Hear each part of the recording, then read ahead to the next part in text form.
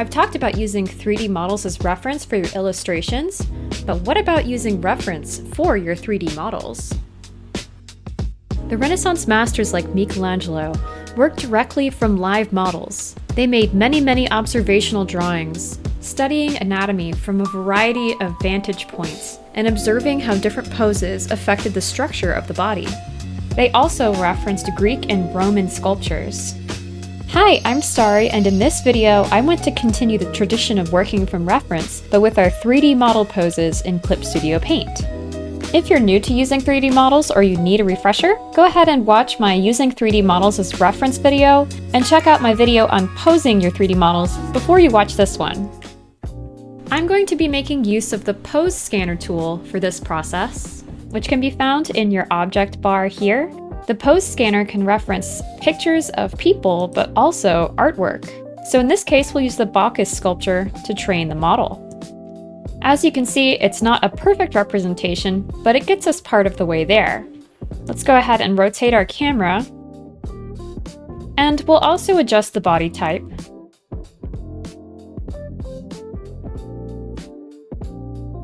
And while it's not a perfect one-to-one representation of the sculpture, this is a stylized 3D model doll, so we can get somewhat close and then adjust the pose after the fact.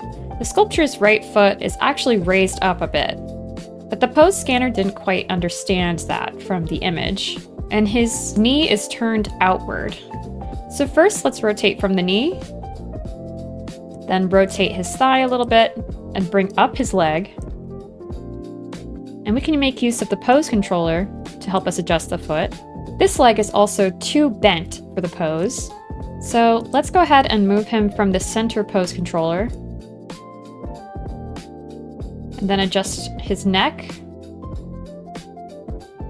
His foot is almost flat, and his knee is turned away from the body a little bit.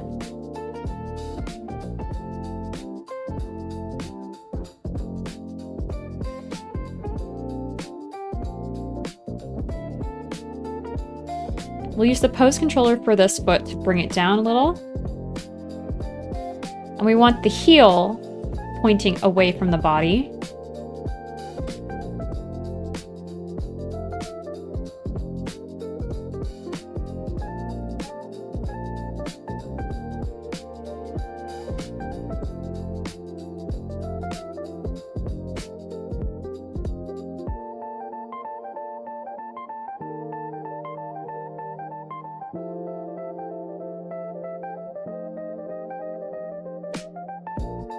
We'll use the wrist pose controller to adjust the position of his hand.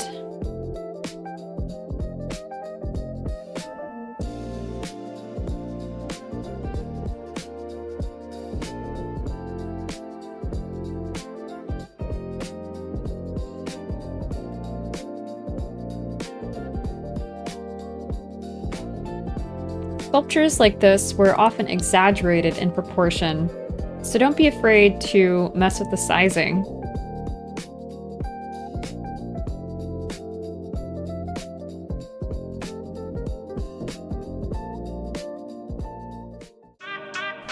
At this point, it's basically the same process as drawing in a figure drawing class, making adjustments to the model as we observe the reference.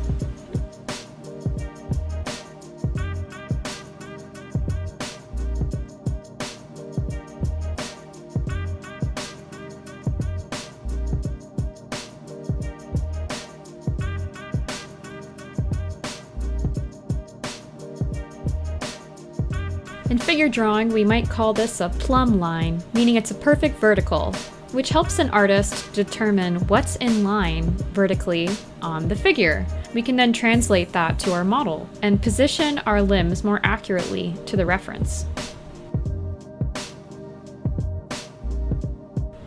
We can add even more accuracy to our model by using our reference image as a layer beneath our model.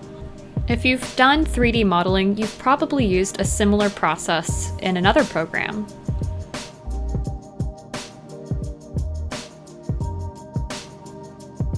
You can gain further observational knowledge by creating a silhouette from your model.